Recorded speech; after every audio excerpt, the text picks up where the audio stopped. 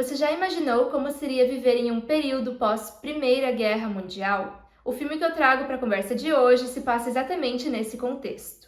A Garota da Agulha é um filme de 2024 de 3 países europeus: Dinamarca, Polônia e Suécia. O filme é de gênero histórico, de terror psicológico, e ele foi indicado à categoria do Oscar desse ano de melhor filme internacional. E depois que eu terminei de assistir, eu fiquei pensando como que ninguém mais está falando sobre esse filme. Tanto que eu fui pesquisar sobre esse filme e se eu encontrava mais alguma coisa sobre ele, mas eu não achei tantos vídeos e nenhuma mídia falando muito sobre essa obra, e eu achei pertinente trazer aqui para o canal porque é um filme que vale muito a pena e que merecia mais reconhecimento. Essa história foi levemente inspirada em um caso criminal real, muito horrível, que chocou a Dinamarca naquela época, e eu recomendo que vocês não pesquisem sobre esse caso criminal antes de assistir ao filme, porque ele pode mudar um pouco a experiência de vocês. Eu fui assistir já sabendo mais ou menos o que acontecia na história, então isso acabou de certa forma me fazendo querer assistir ao filme, mas eu acho que teria sido muito mais interessante assistir ao filme tendo as surpresas sem saber sobre esse caso criminal antes de assisti-lo. Pois bem, eu sou a Júlia, sejam bem-vindos ao canal e hoje eu vou falar sobre A Garota da Agulha. Vou resumir a história, também vou dar minha opinião sem spoilers, e na segunda parte do vídeo eu vou contar a história completa, entrar nos detalhes que eu deixei de fora para não dar spoiler para ninguém. Também quero trazer a minha interpretação do filme, quais que eu achei que foram as mensagens que essa obra queria passar. Também vou falar sobre o caso criminal. Espero que mais pessoas então queiram assistir a esse filme que com certeza merecia estar na boca do povo. A história se passa em 1919, em Copenhague, na Dinamarca, e logo nós já conhecemos a Caroline, a personagem principal. Essa mulher tá passando por cada dificuldade na vida dela, porque como ela tá num período pós-guerra, tá difícil pra todo mundo, tá difícil pra ela também. Ela tá sozinha, não consegue pagar o aluguel, aí ela vai morar num lugar muito ruim, e parece que ninguém consegue deixar essa mulher em paz, seja em casa ou no trabalho. Trabalho? Sim, ela trabalha como costureira em uma fábrica, e é aí que já entra a primeira aparição da agulha, que tá no título do filme. Mas calma que essa agulha vai ter um destaque muito maior daqui pra frente. Tanto que a tal da agulha funciona quase como uma espécie de personagem dentro dessa narrativa. Ela era uma mulher casada, só que o marido dela foi pra guerra e não voltou mais. Então, ela não sabe se ele morreu ou se ele tá por aí. Naquela época, as viúvas que conseguissem comprovar que o marido tinha morrido teriam direito a um abono do Estado, alguma ajuda financeira, só que ela não tem a certidão de óbito dele, então ela não consegue nada. E é meio desesperador que a gente vê aquela mulher passando por cada dificuldade horrível e ninguém a ajuda. Ela também acaba se metendo em algumas furadas que são um tanto burras da parte dela, mas ao mesmo tempo como culpá-la naquela época. Então meio que assim, né? Ela que se vire.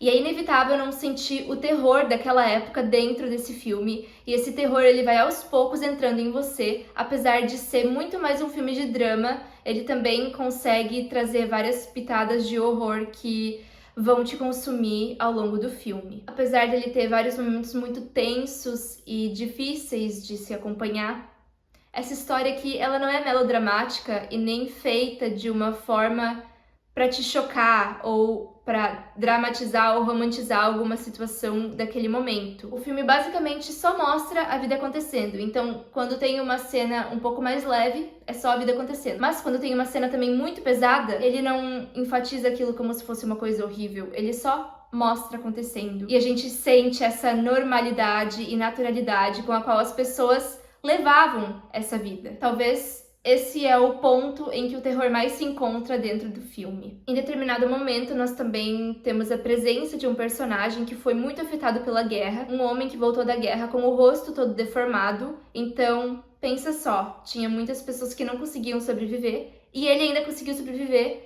mas como agora ele tá com um rosto desfigurado, ele é visto como uma aberração pela sociedade, e ele também mal e mal consegue se recompor mesmo depois da guerra acabar. Com o passar do tempo, a Caroline vai entrando em mais e mais problemas, até que certo dia ela conhece a Dagmar e sua filha Irina, outras personagens muito importantes para essa história. A Dagmar já é uma mulher um pouco mais velha que a Caroline e ela tem essa filha, a Irina, uma menina entre 7 e 8 anos. Elas se conhecem e a Caroline descobre que a Dagmar possui uma loja de doces, que na verdade é uma cortina de fumaça para um esquema de doação de bebês indesejados. Então, as mulheres mais pobres que engravidavam naquela época podiam levar esse bebê até a loja de doces e a Dagmar, por troca de dinheiro, encontrava uma casa melhor para eles morarem e uma família que pudesse cuidar dessas crianças. Ou seja, ela vendia bebês, o que não é legal hoje em dia, né? Não se pode fazer isso, e naquela época também não podia. A Dagmar, ela simpatiza com os problemas pelos quais a Caroline tá passando,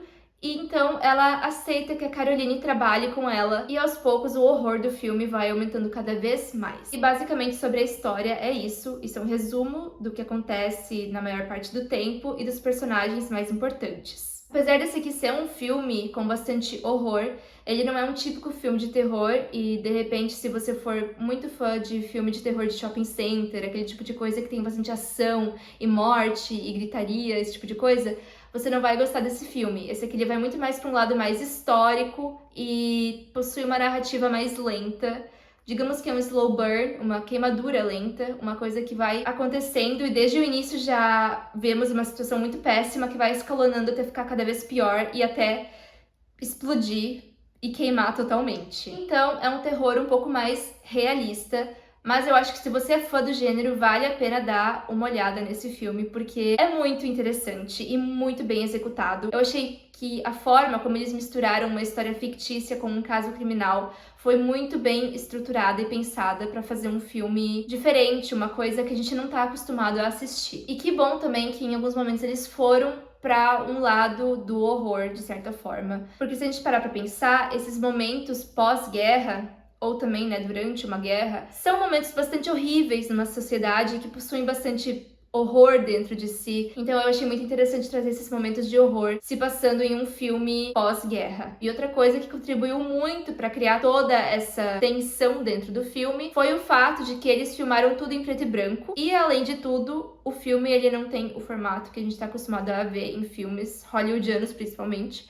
ou até filmes brasileiros. Ele possui um formato 1:1, então, né, quadrado. E aí isso me fez pensar que tem muito filme de guerra que também é feito em preto e branco. Por exemplo, A Lista de Schindler. E já esse aqui, ele não mostra uma guerra acontecendo, mas ele também foi feito em preto e branco e ele mostra o pós-guerra. E você que assiste ao filme consegue sentir o cheiro daquela guerra ainda no ar na vida daqueles personagens. É como se a guerra tivesse acabado, mas as consequências deixadas por ela ainda não. E como eu falei, fazer o filme preto e branco contribuiu muito para passar essa mensagem. As atuações aqui são maravilhosas, principalmente das duas personagens principais, a atriz que interpreta a Caroline e a atriz que interpreta a Dagmar. Elas estão impecáveis nesses papéis. E como o filme mistura uma história fictícia com um caso criminal, eu acabei me lembrando de Era Uma Vez em Hollywood, do Tarantino, que é um filme que também faz isso. Ele pega uma história fictícia e mistura com um caso criminal que aconteceu naquele cenário do filme do Tarantino, que é bem diferente desse filme aqui. No caso, as histórias não têm nada a ver, mas eles seguem essa linha narrativa parecida, entre aspas. Minha nota pessoal pro filme é 8. Eu gostei muito dele, tirando o final, que eu acho que de repente se a execução fosse diferente, o final poderia ter batido um pouco mais forte e ter me impactado um pouco mais, mas no geral é uma obra-prima. Quanto à originalidade ou criatividade, eu não sei dizer se ele é exatamente criativo, mas ele conseguiu contar uma história verdadeira junto com uma história fictícia, a ponto de transformar essa história verdadeira, que é um caso criminal, em algo que te faz refletir sobre as circunstâncias daquele caso criminal. Eu sei que pode parecer meio confuso, mas é que assim, às vezes quando tu pesquisa sobre um caso criminal, tu só pesquisa sobre ele e deu. Tu não leva em conta o contexto ou o contexto de vida em que as pessoas criminosas, né, responsáveis pelo crime, levavam. A gente leva em conta só o que aconteceu e é isso aí. E esse filme, ele te faz refletir um pouco mais sobre outros elementos que podem ter impactado nessa história criminal e muito possivelmente em outras que aconteceram nessa época. Então, eu diria que ele é bastante original, também dou nota 8 para originalidade. E pra medo, ele é um filme de terror, e eu acho legal pensar na questão, né, do quanto um filme te dá medo e que nota de 0 a 10 que isso poderia representar. Esse daqui, ele não te faz sentir medo de que algo estranho ou sinistro vai acontecer com você enquanto você assiste. Não é que nem assistir a vários jumpscares ou assistir a um filme que tem apenas um clima de tensão, e o que ele mais causa em quem tá assistindo é esse desconforto de pensar que aquela vida ali, aquela circunstância ali mostrada no filme era algo natural para muitas pessoas que viveram nessa época. Então eu diria que pra medo eu dou a nota 6. E agora sim, eu vou falar então sobre o filme com spoilers, eu vou contar a história completa, todas as pontas que eu deixei soltas eu vou explicar bem o que acontece. E também vou falar sobre o caso criminal e tentar explicar o final do filme e o que eu consegui interpretar dessa história.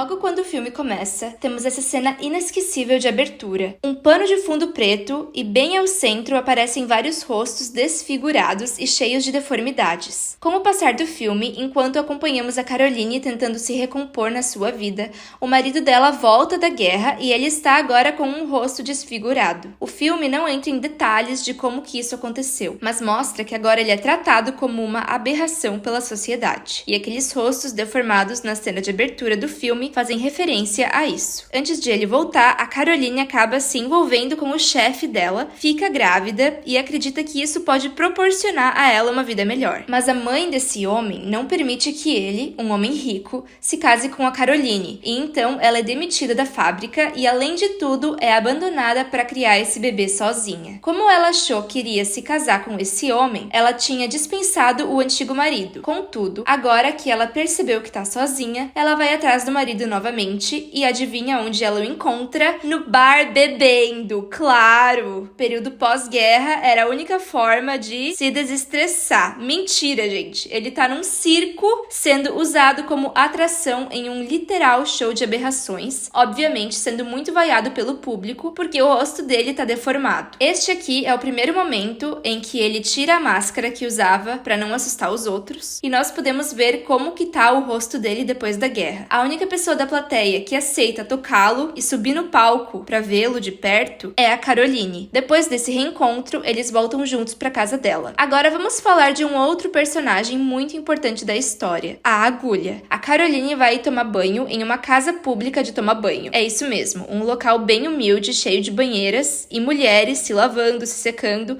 porque não tinha como tomar banho em casa. A Caroline entra na banheira, discretamente segurando uma agulha bem grande e tenta realizar um aborto numa das cenas mais difíceis e inesquecíveis do filme. Felizmente, ela é socorrida pela Dagmar, que estava ali com a sua filha Irina. A Dagmar a ajuda com o ferimento e diz pra Caroline que quando o bebê dela nascer, ela pode ir até uma loja de doces, que é, na verdade, um lugar onde a Dagmar comanda um negócio clandestino de adoção de bebês. E assim é feito. Quando sua filha nasce, ela leva o bebê até a Dagmar para que encontrem uma família que possa criar a menina. E, obviamente, este serviço é pago e a Caroline não tem como pagar por ele. Mas ela acabou de virar mãe, então ela ainda produz leite e se oferece para trabalhar no negócio. Enquanto os bebês forem chegando, a Caroline vai amamentá-los até que a Dagmar encontre um lar para eles. A partir deste momento, nós acompanhamos uma aproximação da Caroline com a Dagmar e sua filha Irina. As duas acabam virando boas amigas e nós percebemos que a Irina também começa a enxergar a Caroline como uma segunda figura materna. As três estão morando juntas no fundo dessa loja de doce e, em determinado momento, a Dagmar e a Caroline começam a usar éter juntas. Exatamente isso. No filme, elas chamam de éter, mas no Brasil seria o tal do loló. E não por acaso, quando elas estão altas e felizes, indo no cinema juntas, rindo, conversando, é que nós acompanhamos os momentos mais leves do filme. São um bom respiro dentro dessa narrativa densa e maçante. De repente, chega um bebezinho na loja de doces, que acaba ficando mais tempo com elas, e como a Caroline amamenta esse bebê, ela acaba criando um vínculo com ele, e a Irina, que vê a Caroline como uma mãe também, fica com muitos ciúmes. Então, num certo momento, quando a Caroline e o bebê estão dormindo, a Irina, uma criança de 7 anos, tenta asfixiar o bebê para que a Caroline volte a dar mais atenção a ela. Aqui, então, vem a primeira grande bandeira vermelha. A criança, filha da Dagmar, tentando asfixiar um bebê. Pois bem, no dia seguinte, a Dagmar fala que encontrou encontrou um lar para ele e diz que vai levá-lo então até a família, contra a vontade da Caroline, que queria ficar mais tempo com o bebê. A Caroline discretamente segue a Dagmar pelas ruas neste plano sequência de tirar o fôlego, enquanto a Dagmar caminha com o carrinho de nenê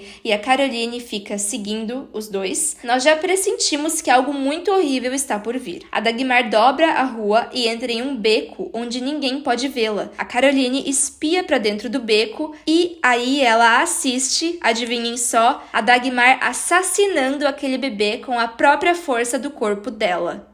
Sim, essa mulher matava os bebês. A Dagmar segue então para uma outra direção e a Caroline vai até onde ela estava para ver o corpo do bebê e percebe que ela provavelmente o jogou em uma correnteza do esgoto. Depois de presenciar tamanha atrocidade, a Caroline fica fisicamente incapaz de fazer qualquer coisa. De volta em casa, nos fundos da loja de doces, a Dagmar percebe a Caroline deitada na cama sem reação ou expressão nenhuma. Ela pergunta se Caroline está bem. Neste momento, ela enfrenta Dagmar e pede sobre sua filha, se a Dagmar também a matou, e adivinha só, ela confessa que sim. A Caroline surta, chora muito, e a Dagmar consegue acalmá-la com um remédio provavelmente ilícito. Dias depois, Caroline ainda está péssima, mas se levanta da cama quando percebe que há mais clientes na loja de doces querendo entregar um bebê. Uma dessas clientes é ninguém mais, ninguém menos do que uma amiga que trabalhou com a Caroline na fábrica. Infelizmente, ela fica com medo de ser cúmplice dos crimes da Dagmar e não avisa as mulheres sobre o real destino dos bebês. Dagmar pega este bebê e dentro do quarto ensina a Caroline como fazer para matá-lo. E sim, ela força a Caroline a assassinar o bebê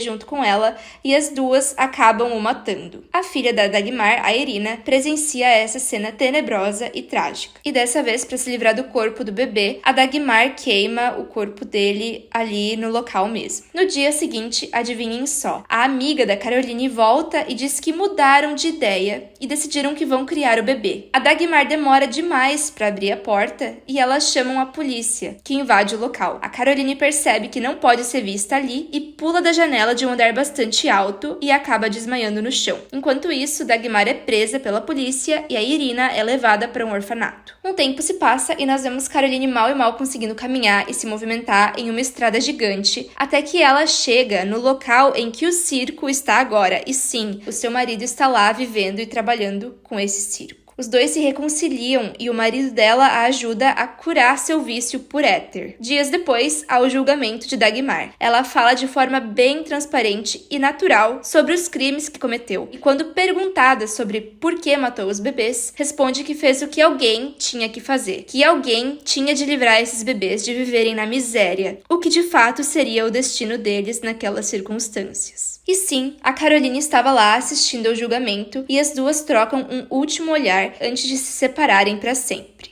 E quanto ao marido, o filme não deixa tão claro se eles reataram mesmo, mas dá a entender que sim. Como cena final, assistimos então Caroline indo até o orfanato adotar Irina, a filha da Dagmar, que fica muito feliz em vê-la. Fim de filme. Agora, algumas considerações sobre cada personagem, começando pelo Peter. Peter Pan? Não! O Peter, marido da Caroline. Cada personagem é impactado pela guerra, mesmo depois de seu fim. E o Peter representa as pessoas, nesse caso, principalmente os homens, que lutaram na guerra e como ela os marcou. Ele é de fato o personagem que foi marcado diretamente pela guerra de forma mais física e psicológica. Seu rosto ficou deformado, mudando sua vida para sempre, e a cabeça dele também não é mais a mesma. Em vários momentos, Peter sofre de surtos psicóticos durante o filme, evidenciando ainda mais como a guerra pode ter acabado, mas o horror deixado por ela continua vivo, inclusive nas personagens mulheres, que não atuaram ativamente na guerra, mas também foram e continuam sendo afetadas, como a nossa personagem principal, a Caroline. Ela toma várias decisões questionáveis que, no contexto do filme, chegam a ser compreensíveis, até que no fim ela percebe que o Peter foi o único que realmente se importou com ela e mesmo depois de presenciar tantas atrocidades, ela decide que não vai permitir que esses traumas e todas as injustiças da sociedade dominem a vida dela e tenta se reerguer, olhando para o futuro com mais esperança. E sua decisão de adotar Irina representa bem o ápice de evolução dessa personagem. Nós sabemos que ela não queria ser mãe e muito menos tinha todos os recursos para isso, mas mesmo assim ela decide adotar a Irina. Já quanto à criança, é interessante que ela traz o primeiro sinal claro sobre a realidade daquele negócio negócio de adoção de bebês coordenado pela Dagmar, a mãe dela, quando tenta asfixiar um desses bebês. Obviamente, o contexto e meio em que ela vivia, sendo criada por uma mãe que matava outras crianças, apesar de tratá-la bem, também fazia com que ela achasse natural, entre aspas, se livrar daquelas crianças dessa forma. Tanto que ela percebe que quando tem ciúme de um bebê, tenta resolver a situação da forma que a mãe resolveria. Então o filme passa a mensagem do meio como um grande agente que muda e molda as pessoas, inclusive a própria assassina da história, a Dagmar. Ela era uma mulher fria, sádica, mas na superfície nós acompanhamos uma pessoa comum que não tratava a filha mal, inclusive ela tratava bem a filha dela, tentando levar a vida como achava que deveria. Sim, todos os crimes dela são injustificáveis,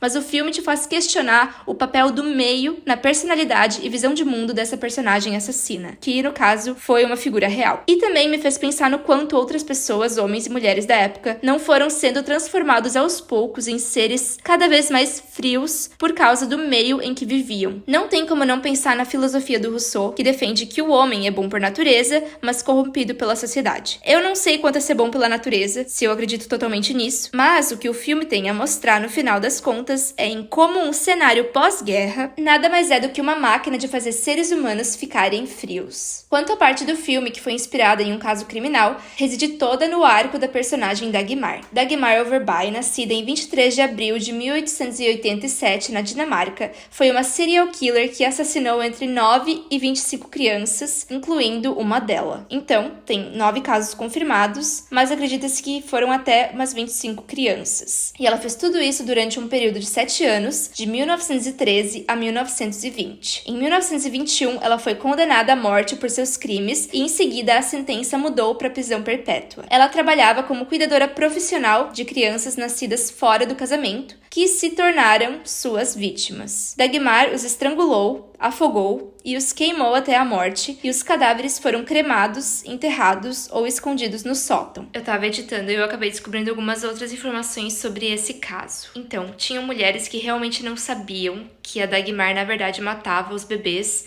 e que pagavam pelo serviço e acreditavam que ela iria dar os bebês para adoção, na verdade, de alguma família mais rica. Mas é de se pensar que naquela época, como tinham muitos filhos vindo fora do casamento, muito provavelmente algumas mães e alguns pais desses bebês sabiam que a Dagmar iria matá-los, mas mesmo assim eles davam os filhos para Dagmar realizar esse serviço e pagavam por isso. Por quê? Porque imagina você ser um homem de poder e aí você tem um filho fora do casamento, o bafafá que você não pode dar. Não pega muito bem, obviamente. Para uma mulher também não pega muito bem, e dela que, provavelmente teria que criar o bebê sozinha. Então, muito provável que alguns pais tinham conhecimento dos crimes da Dagmar, mas mesmo assim eles pagavam por eles. Ela morreu na prisão em 1929, aos 42 anos, e assim como no filme, foi descoberta após uma denúncia de uma mulher que queria o bebê de volta. E o nome dessa mãe, arrependida, era Caroline. É isso, essa foi a minha análise e a minha explicação sobre o filme. Espero que tenham gostado, que tenha incentivado mais gente a assistir essa obra. É o tipo de coisa que é legal de assistir mesmo depois de você saber a história, por isso que eu achei pertinente trazer aqui pro canal. Se gostaram do conteúdo, também se inscrevam no canal e deixem um like, e até a próxima!